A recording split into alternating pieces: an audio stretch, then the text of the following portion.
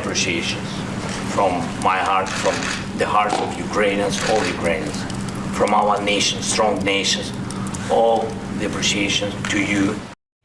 A historic visit for the first time since 1941. A wartime president addressing the U.S. Congress. Ukrainian President Vladmir Zelenskyy thanking the U.S. for the help and pleading for more.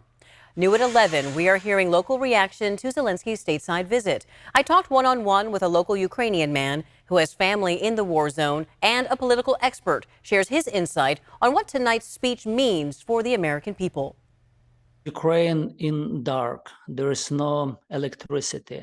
And it's very cold there, it's 26 degrees. 10 months into the war with Russia, and life in Ukraine is getting tougher as winter settles in. Some areas, people have electricity only like 1 hour a day. We're just days away from the first Christmas, hopefully the only Christmas of the war.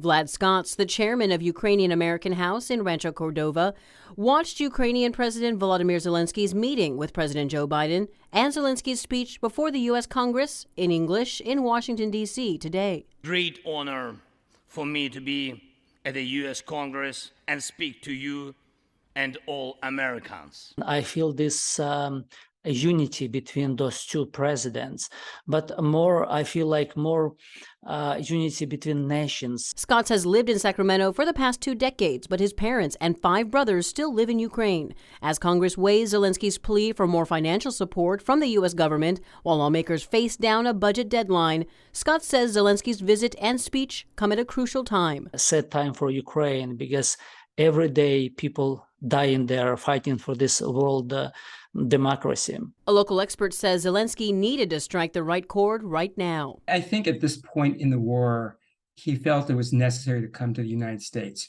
just not appear over Zoom, just not appear over television, but actually talk to the American people. After all, we're the ones, the common American, that's supporting the Ukrainians. Blank says there's no doubt American taxpayers are paying the bill for financial support to Ukraine, an important point we shouldn't forget, and one Zelenskyy came here to prove is worth it. Let's be clear, the amount of aid we are giving Ukraine and the amount of aid we're going to have to give Ukraine to keep Ukraine solvent, to keep Ukraine in this battle is going to be significant.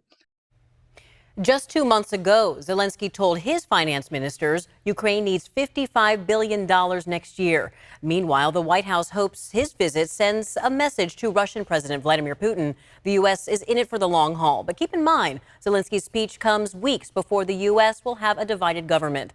Republican leader Kevin McCarthy has warned his members won't be writing a blank check to Ukraine.